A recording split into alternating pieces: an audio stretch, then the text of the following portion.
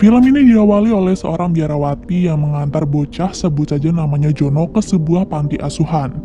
Biarawati itu pikir Jono akan baik-baik saja dan akan lebih terurus, tapi nyatanya tidak, Cuk, karena tempat itu bukan panti asuhan tapi tempat penyekapan anak yang nantinya akan dijual organ dalamnya. Jono kemudian dimasukkan ke sel bersama dengan remaja bernama Pelor. Dengan wajah yang meyakinkan, Pelor berkata kalau dia pasti bisa keluar dari tempat ini sekaligus menyelamatkan Jono dan anak-anak yang lain. Tapi setelah Pelor berkata seperti itu, tiba-tiba dialah yang diseret karena akan menjadi korban selanjutnya. Bagus, saya suka makan belatung, saya suka makan babi, saya suka makan belatung dalam. Ketika Pelor sudah dibius dan proses pembedahan akan segera dilakukan, di ruangan yang lain, Arif selaku pemilik bisnis ilegal ini baru saja menerima tamu, seorang pebisnis kaya raya bernama Bob yang datang untuk membeli organ dalam milik Pelor. Setelah melakukan pengecekan sambil melihat proses pembedahan itu, Bob pun bertanya kepada Arif, apakah selama melakukan bisnis ini dia pernah merasakan penyesalan? Dan Arif pun menjawab pernah, tapi langsung ia hilangkan karena menurutnya penyesalan hanya akan menghambat kesuksesan.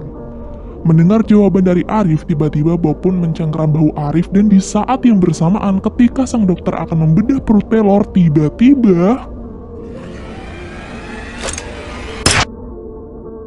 ternyata Bob ini sebenarnya adalah Topan, seorang pembunuh bayaran dari The Big Four yang berusaha menyelamatkan Pelor yang tak lain adalah salah satu timnya beserta anak-anak yang tersekap, dibantu oleh seorang suster di dalam sana yang merupakan rekannya sendiri bernama Alpha. Pelor, lighter mana lighter? Setelah menyingkirkan beberapa penjaga di sana dengan kemampuan mereka yang sudah dilatih, Alpha, Pelor, dan Topan langsung pergi ke tempat yang lain untuk menyelamatkan anak-anak. Mereka melakukan tugasnya masing-masing dengan sangat baik sesuai arahan dari atasan mereka. Lalu, ketika sudah saatnya keluar, sisa tim yang merupakan seorang sniper handal bernama Jenggo langsung menunjukkan kemampuannya hingga anak-anak berhasil diselamatkan. Bang Jeng? Sebenarnya kakak siapa sih?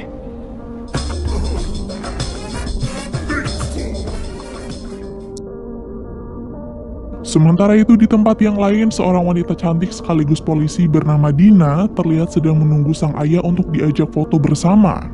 Dan ternyata ayah Dina tak lain adalah Petrus, bos besar dari The Big Four. Tapi selama ini Dina tidak tahu pekerjaan ayahnya itu seperti apa. 1, 2, 3. Bagus. Petrus juga tidak mungkin jujur kalau dia ini bekerja sebagai pembunuh bayaran, tapi Petrus berjanji suatu hari nanti dirinya pasti akan memberitahu semuanya. Setelah mengantar sang anak pulang ke rumah, Petrus kembali lagi ke markas untuk memberikan makan malam untuk anak buahnya yang sudah ia anggap seperti anak sendiri. Malam itu, sambil menikmati makanannya, mereka melihat siaran berita mengenai panti asuhan milik Arif. Dalam siaran tersebut terlihat anak-anak yang disekap sudah diamankan. Tapi kepala polisi bernama Hasan akan tetap memproses kasus ini karena dia berpikir walaupun sang pahlawan sudah menyelamatkan anak-anak, tapi mereka harus tetap diadili karena sudah main hakim sendiri. Usai menonton itu, tiba-tiba saja Petrus berkata kalau mungkin dalam waktu dekat dirinya akan pensiun menjadi pembunuh bayaran, dan dia berharap Topan, Alpha, Jenggo, dan Pelor lah yang akan meneruskan bisnisnya ini. Ternyata rencana ini dilakukan karena Petrus ingin menikmati masa tuanya dengan tenang bersama Dina, dan Petrus pikir dirinya harus melindungi Dina. Lalu selain itu dia juga tidak mau berurusan dengan Hasan yang tak lain adalah kepala polisi sekaligus sahabat dekatnya sendiri. Julukan The Big Four itu datang dari musuh-musuh kita. Dia hanya punya bapak. Keesokan harinya, Petrus yang sudah siap pergi untuk menghadiri acara pelantikan Dina sebagai seorang polisi, tiba-tiba dibuat curiga dengan orang asing yang mondar-mandir depan rumahnya. Dengan waspada, Petrus pun mengambil pistol dan langsung membuka pintu, tapi ternyata yang datang cuma tetangganya yang ingin memberitahu kalau ada kurir yang mau mengantarkan bunga pesanannya. Karena kemarin Petrus memang pesan bunga yang akan diberikan untuk Dina, Petrus pun menyuruh kurir itu untuk meletakkan bunganya di dalam rumah. Namun tidak disangka-sangka, Cuk, semua ini hanyalah sebuah jebakan. Pinter ya kamu, bikin aku lengah. Dalam waktu yang sangat singkat, orang yang tidak dikenal ini langsung membunuh Petrus menggunakan belati yang ia bawa. Di waktu yang sama juga, Topan pergi ke rumah Petrus untuk mengantarkan topinya yang ketinggalan. Tapi kedatangan Topan malah membuat Dina curiga dan menuduhnya sebagai seorang pembunuh, sehingga Dina langsung menembaknya berkali-kali menggunakan pistol yang tergeletak.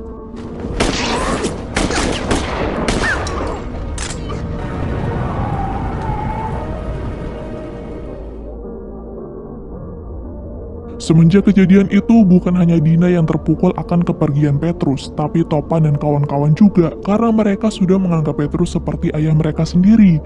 Setelah kejadian itu juga, The Big Four kemudian memutuskan untuk pergi sejauh mungkin dan menghilangkan jejak sebelum Dina menemukan mereka. 3 tahun berlalu, kini Dina tinggal sendirian di apartemen. Selama itu, dia juga masih berusaha menyelidiki kasus pembunuhan sang ayah sampai-sampai pekerjaannya di kantor sering terbengkalai karena Dina terlalu fokus mengurusi kasusnya sendirian. Komandan yang menyadari kinerja Dina semakin menurun pun langsung memanggil dan memberi saran kepada paluan itu untuk mengambil cuti, karena selama 3 tahun Dina juga nggak pernah mengambil libur. Awalnya Dina menolak karena dia pikir bekerja tetap membuatnya waras dan bertahan. Tapi karena komandan terus membujuknya, dia pun mengambil brosur liburan itu lalu pulang. Melihat ada satu penginapan bernama Villa Paradise, tiba-tiba Dina teringat sesuatu. Makanya dia langsung mengambil kotak penyimpanan milik almarhum sang ayah untuk memastikannya. Dan ternyata di foto Petrus dia juga melihat penginapan yang sama. Selain itu, topi yang dipakai juga sama seperti si pembunuh. Nah, selain menemukan 2 petunjuk itu, Dina juga mengetahui kalau di foto tersebut sang ayah tidak sendirian, melainkan bersama 4 orang anak. Oh ya, di sini Dina belum tahu ya kalau yang pakai topi itu si Topan. Dia masih mengira kalau Topan adalah pembunuhnya gitu. Dina yang geram dengan semua ini langsung menghadap Hasan dan meminta kepala polisi itu untuk mencari 4 anak tersebut agar kasusnya segera selesai. Tapi bukannya langsung sat-set, Hasan malah menganggap kalau 4 anak itu hanyalah 4 anak kampung biasa. Di sini Dina pun marah, dia sangat yakin kalau mereka ada kaitannya dengan pelaku pembunuhan. Tapi karena dugaan itu tidak dianggap serius oleh Hasan, Dina langsung memutuskan untuk cuti dan pada kesempatan ini dia akan menyelesaikan kasusnya sendiri.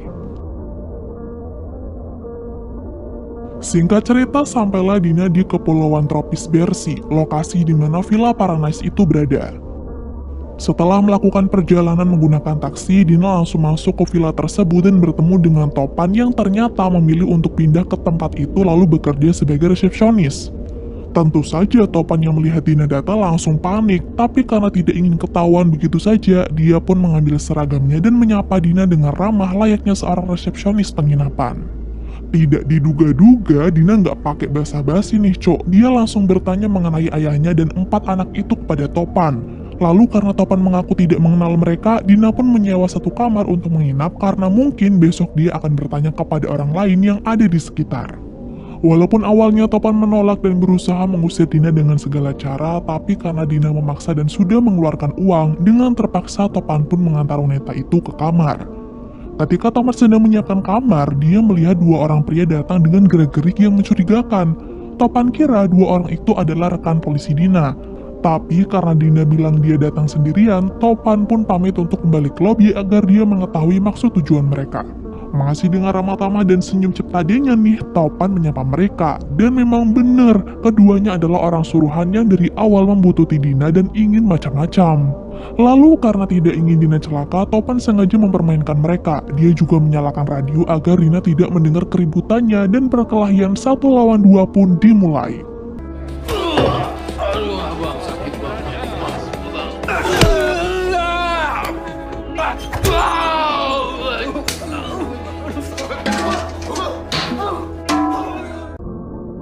Dalam perkelahian itu Topan sempat terdesak dan hampir terbunuh, tapi berkat Dina yang tiba-tiba muncul dan membuat mereka lengah, perkelahian itu pun dimenangkan oleh Topan.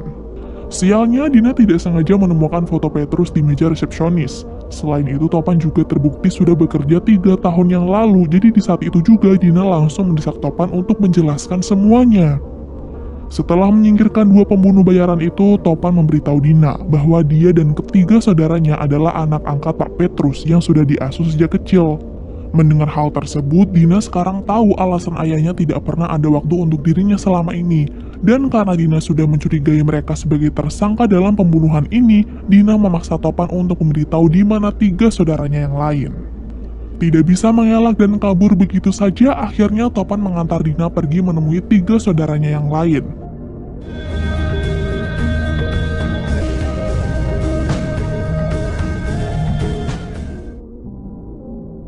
Pertama, mereka akan menemui Jenggo yang kini sudah memulai pekerjaan barunya sebagai seorang tabib. Tiba di pondok milik Jenggo yang letaknya lumayan jauh dari villa, Dina langsung disambut dengan ramah oleh Jenggo. Ya, walaupun Jenggo rada cemas sih dengan kedatangan poluan ini, tapi dia tetap membuatkan sebuah ramuan andalannya yang mampu menghilangkan aura-aura negatif. Cuman, gara-gara fokus ngobrol sama Topan, Jenggo malah salah ambil ramuan, di mana seharusnya yang diambil adalah mahkota dewa, tapi Jenggo malah nyomot kulit kodok rawa-rawa. Ramuan penghilang aura negatif. Drink it. No, thank you. Ini apa? Pahit. Alhasil ramuan itu pun membuat Dina menjadi berhalusinasi dan lebih agresif. Bahkan ketika Pelor datang untuk pamer pistol emasnya, Dina tiba-tiba menyerang mereka habis-habisan dan membuat pondok itu hancur berantakan. Di sini gara-gara ramuan kodok itu, Dina seperti lebih kuat dari sebelumnya nih cok. Jenggo, Topan, dan Pelor pun dibuat kewalahan. Semua kegilaan ini! Kau makhluk tersesat! Abang Topan, Abang Jenggo tolong saya, tolong! Tapi untungnya Topan langsung bertindak dengan menembakkan obat bius tepat di pantat Dina hingga keributan itu pun berakhir. Sementara itu di tempat yang lain ada Antonio yang juga seorang pembunuh bayaran. Bersama dengan Alo dan beberapa mantan anggota militer, dia membantai partner kerjanya sendiri untuk mendapatkan keuntungan yang lebih besar. Tapi di tengah keasyikannya itu tiba-tiba dia mendapatkan telepon yang entah dari siapa, di mana Antonio disuruh untuk pergi ke suatu tempat karena ada pekerjaan yang lebih penting di sana. Ternyata Antonio dan juga anak buahnya ditugaskan untuk pergi ke Villa Paradise mencari anggota The Big Four dan juga Dina. Melihat 2 anak buah yang sebelumnya Antonio suruh untuk pergi duluan udah koit, ditambah tidak ada siapa-siapa di villa itu, Antonio dan gengnya pun langsung melakukan pencarian ke lokasi yang lain. Di pondok, Topan terpaksa mengikat Dina agar dia tidak berontak lagi, lalu kembali lagi ke pondok untuk mendiskusikan masalah itu dengan Jenggo dan juga Pelor. Ketika mereka berusaha mencari cara untuk melindungi Dina dari komplotan pembunuh bayaran lain, tiba-tiba Dina sudah menghilang dan yang mereka lihat adalah anak buah Antonio yang berhasil menemukan tempat persembunyiannya Jenggo.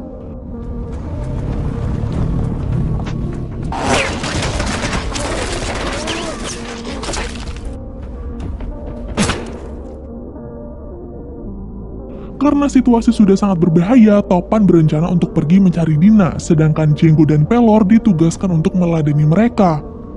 Pelor yang sebelumnya belum pernah menggunakan senjata apapun karena selama ini kerjanya hanya menjadi umpan pun diberi semangat oleh Jenggo untuk menggunakan pistol yang tadi dia bawa. Tapi ternyata cok, pistol itu hanyalah sebuah korek api, hingga ujung-ujungnya Jenggo lah yang harus bertarung sendirian hanya bermodalkan panahnya saja. Ketika Jenggo masih berusaha menyerang Antonio dan anak buahnya, Topan datang di waktu yang tepat untuk menolong Dina. Ngapain lo di sini? Untung saja Dina juga seorang polisi yang jago bela diri, jadi untuk mengalahkan para mantan anggota militer itu mereka bisa menyelesaikannya dengan cepat. Menyadari Topan bukanlah resepsionis biasa, Dina pun langsung memaksa Topan untuk jujur.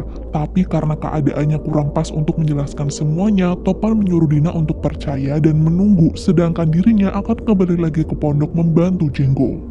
Ternyata Jenggo memang sedang membutuhkan bantuan. Di sana dia tidak punya senjata lain untuk menyerang balik, dan sebagai kakak kedua, Jenggo juga menyuruh Pelor untuk kabur sebelum celaka, lalu dirinya sendiri akan mengajak Antonio berkelahi 1 lawan 1.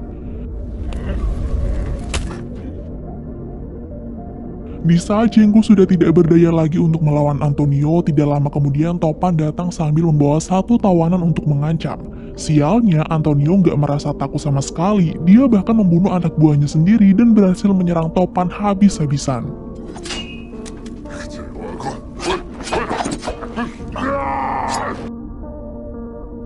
Melihat Topan terluka parah, Antonio pun tersenyum puas. Dia juga kemudian memberitahu Topan bahwa sebenarnya dialah orang yang sudah membunuh Petrus. Semua itu ia lakukan karena memiliki dendam yang mendalam, di mana Antonio ini adalah anak asuh pertama dari Petrus. Tapi karena Antonio sulit untuk dikendalikan, Petrus pun membuangnya. Dan untuk menyelesaikan semua rasa kecewanya itu, Antonio ingin membunuh The Big Four dan juga Dina. Tapi belum sempat dia mencolok mata Topan menggunakan belatinya, tiba-tiba Antonio mendengar suara musik. Ternyata suara itu berasal dari odong-odong pantura milik Pelor. Dia datang bersama Dina untuk mengalihkan perhatian Antonio menggunakan bakso karakitan agar Topan dan Django bisa kabur dari sana.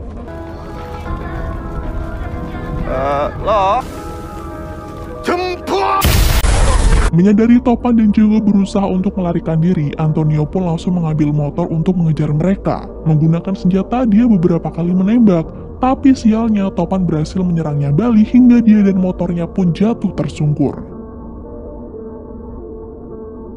Berhasil lolos dari Antonio dan anak buahnya, mereka langsung mencari tempat persembunyian. Di tempat itu juga, Dina membantu Django untuk mengobati luka di tubuh Topan. Tapi ketika dia melihat bekas luka tembak, Dina pun langsung yakin kalau Topanlah orang atau pembunuh yang selama ini dia cari-cari. Merasa dibohongi, Dina pun marah besar kepada Topan. Dia bahkan pergi begitu saja setelah menyerang Topan dengan kursi. Pembunuh! Kenapa kamu bunuh mama saya? Kenapa kamu bunuh? Tidak ingin Dina ditemukan oleh Antonio lagi, Pelor berusaha mengejar Dina dan memintanya untuk tenang dulu. Selain itu, agar Dina percaya kalau Topan itu bukanlah pembunuh Petrus, Pelor berniat mengajak Dina ke tempatnya Alpha agar di sana Alpha bisa menjelaskan kronologi yang sebenarnya. Sedangkan Topan dan Django pergi ke seorang informan bernama Bunglon dengan menumpang mobil yang kebetulan lewat.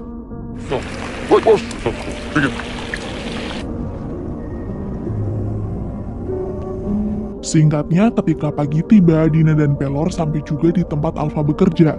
Ternyata, setelah pensiun sebagai seorang pembunuh bayaran, Alpha memilih untuk menjadi bijuan keliling. Dia ngapain sini? Panjang ceritanya kak, kayak film-film. Di sisi yang lain, Topan dan Django juga baru sampai di bar milik Bunglon. Di sana mereka langsung bertanya mengenai Antonio, karena ketika berkelahi tadi, Antonio mengaku telah membunuh Petrus. Namun, karena Topan masih merasa ada yang janggal, apalagi ketika dia teringat Petrus sempat menyebut nama Suranto sebelum meninggal, dia juga bertanya siapakah Suranto dan hubungannya dengan Antonio. Siapa? Sebagai seorang informan sekaligus teman dekat Petrus dulu, Bunglon pun langsung menunjukkan dokumen palsu buatannya untuk mencari tahu siapa itu Suranto. Dan terkuaklah kalau anak asuh pertama Petrus adalah Suranto alias Antonio. Anjir, beda jauh banget, cuk. Topan dan Django kemudian meminjam data itu untuk mereka cari tahu lebih jauh lagi. Di saat itu juga, Bunglon memberitahu kalau saat ini Antonio sedang menyewa pembunuh bayaran yang lebih kejam untuk mencari dan membunuh The Big Four. Di tempat yang berbeda, akhirnya Alpha menjelaskan semuanya kepada Dina. Siapa itu The Big Four dan siapa Petrus sebenarnya. Setelah mengetahui sang ayah adalah seorang pembunuh bayaran, tentu saja Dina sangat terpukul. Tapi Alpha malah memarahinya karena tidak terima sang ayah angkat disebut sebagai pembunuh. Ketika perdebatan itu memanas dan Alpha hampir menembak Dina, tiba-tiba... Untunglah Dina, Alpha, dan juga Pelor masih bisa berlindung. Pelor kemudian ditugaskan untuk menyelamatkan anak-anak, sedangkan Alpha dan juga Dina akan menangani para pembunuh bayaran itu. Dalam perseteruan sengit tersebut, Alpha dan Dina berhasil bekerja sama dengan baik sampai para pembunuh bayaran itu berhasil dibunuh satu persatu. Tapi sialnya tidak lama kemudian, Al datang dengan bazooka-nya dan membuat mereka terlempar tidak berdaya.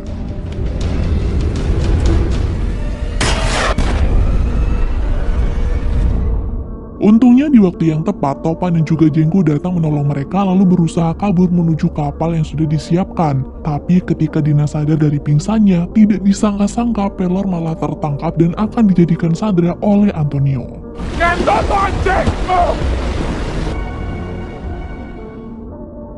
Merasa kesal dengan tertangkapnya Pelor, The Big Four mulai berdebat menyalahkan satu sama lain, sampai kemudian Dina melerai mereka. Menurutnya yang paling penting di sini bukan malah menyalahkan satu sama lain. Jadi agar masalah ini cepat selesai dan Pelor dapat diselamatkan, Dina mengajak The Big Four untuk bekerja sama mengalahkan Antonio.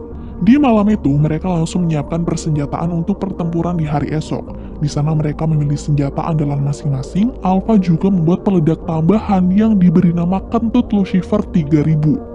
Kentut Lucifer 3000. Sama lagi kentut. Malam itu Dina juga sudah semakin dekat dengan Topan. Mereka bercerita banyak hal, termasuk Dina yang meminta maaf kepada Topan karena sudah menuduhnya sebagai pembunuh sang ayah.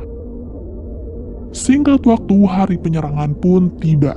Di Villa Paradise yang digunakan sebagai lokasi penyekapan, Antonio dan anak buahnya langsung bersiap karena sebuah mobil yang diduga adalah The Big Four tiba-tiba datang.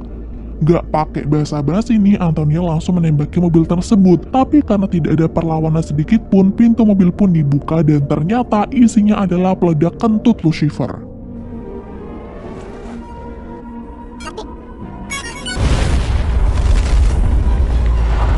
Dalam sekejap, banyak pasukan Antonio yang tewas karena ledakan tersebut. Beberapa saat setelah ledakan, Dina, Alpha, dan juga Topan langsung masuk ke villa, sedangkan Django menjalankan tugasnya sebagai sniper dari jarak jauh. Setelah para penjaga di luar sudah berhasil dihabisi, Alpha bertugas mengamankan lantai 1, sedangkan Topan dan Dina akan mencari Antonio di lantai 2. Dalam misi pencarian, Dina yang lengah sempat terjebak oleh Vincent dan harus bertarung 1 lawan 1. Topan yang ingin menolong sialnya bertemu dengan Antonio sehingga pertarungan sengit dan cukup lama pun tidak bisa terelakkan.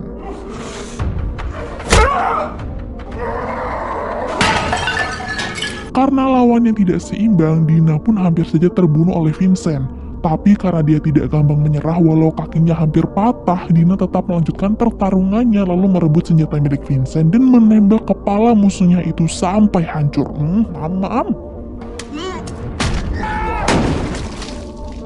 Setelah menang dari Vincent, Dina juga membantu Topan yang sudah kewalahan dengan menembak Antonio. Tapi sialnya hal itu sia-sia saja karena baju anti peluru yang dipakai oleh Antonio. Di lantai 1, Alpha terlihat sedang berjuang melawan Alo.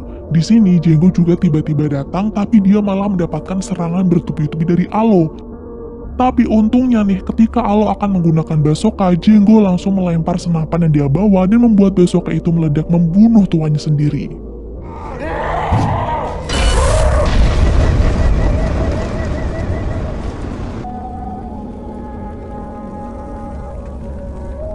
Eits, pertarungan belum berakhir, Cok. Antonio yang masih selamat mencoba mengancam Topan dengan akan membunuh Pelor. Tapi karena Topan udah tahu kalau Suranto itu adalah Antonio, dia pun sengaja membuat Antonio lengah dan jengkel dengan cara memanggilnya Suranto.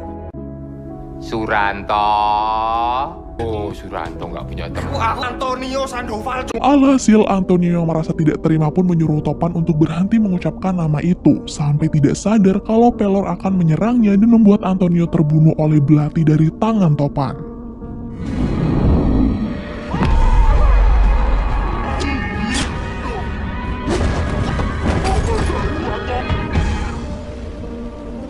Setelah semua kekacauan itu selesai, Dina mengajak Topan untuk berbicara. Ternyata Dina sudah memanggil kepolisian pusat dan dia meminta The Big Four untuk menyerahkan diri. Tapi dia janji nih akan membebaskan The Big Four sesegera mungkin. Namun bukannya Topan yang menyerahkan diri, justru Dina lah yang menyerahkan bibirnya untuk dicipuk oleh Topan sampai tidak sadar kalau tangannya yang akan diborgol.